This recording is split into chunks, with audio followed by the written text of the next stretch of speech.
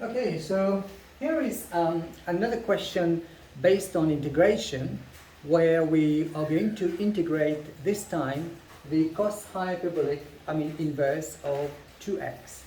So how we're going to do this, we can use integration by parts and therefore rewrite this as 1 into cosh inverse of 2x, or cos hyperbolic of 2x dx.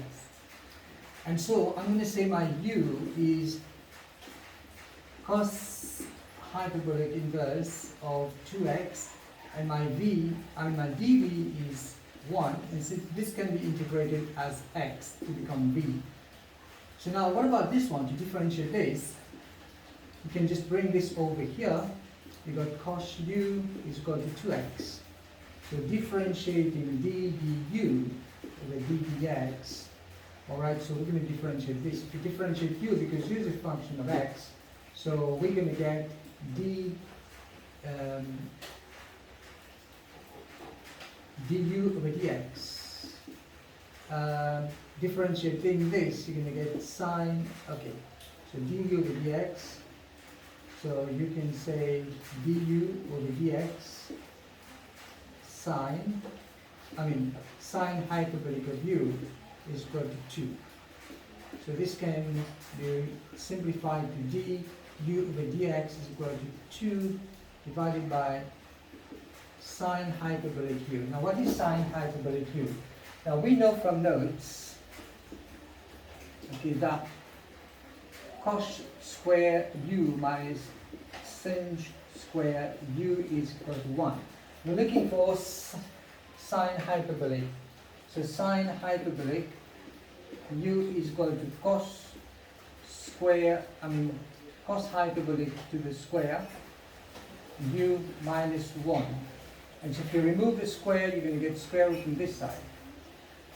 So this one over here is going to turn into 2 over the square root of cos hyperbolic x to the square, cos hyperbolic, I would say u to the square minus this, minus 1. And now, where do we go from here? So, square root of this, cos square u. Now we did say that cos u is equal to 2x. So if the cos hyperbolic u is equal to 2x, and we're looking for the square of that, so we're going to get 4x squared. So basically here I'm saying that I can put 2 over square root of 4x squared minus 1. Now that's my du over dx. So using integration by part, okay, u dv is equal to uv minus integral of v du. Okay, what I can do is take my u and multiply by v, so uv, so these two multiply together, so this is going to come as x times cos hyperbolic of 2x, cos inverse hyperbolic of 2x, minus the integral of v du. So v is x, and du over dx is 2 over this, so I'm going to say 2 times x, okay, divided by root of 4x squared minus 1. So now from here, this is dx, we're going to have to integrate this. Now how do we integrate an expression like this? Maybe I can do it over here. So if I were to integrate, let's say 2x over the square root, I can say 4x squared minus 1 to the power of half if I want. This is with respect to x. And let us use a substitution.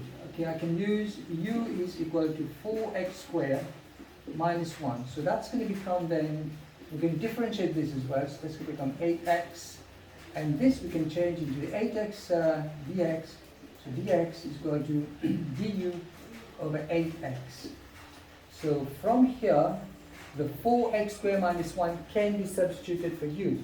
So that's going to be integral of 2x over u to the power of half. And then we're going to multiply this by dx, which is du over 8x. So the x and the x can go, this can go, and I've got 1 over 4. And the u to the power of half, okay, so I've got 1 over 4, and the integral of u power half is simply u to the power negative half. Alright, so if we integrate this with respect to u, into 1/4, the u divided by, this is going to be square root, and then divided by half. So that's going to become 2 over 4, because this 1 over half is 2. So 2 over 4 times square root of u. And we know that the square root of u is the square root of 4x squared minus 1. Or basically 4x squared minus 1 power half. I prefer 4x squared minus 1 power half. So now from here we've got then x cos hyperbolic inverse of 2x minus 1/2 4x squared minus 1 to the power of half. And of course we're going to add a constant c. And here we are, that question is done. Now that's a very nice and beautiful question.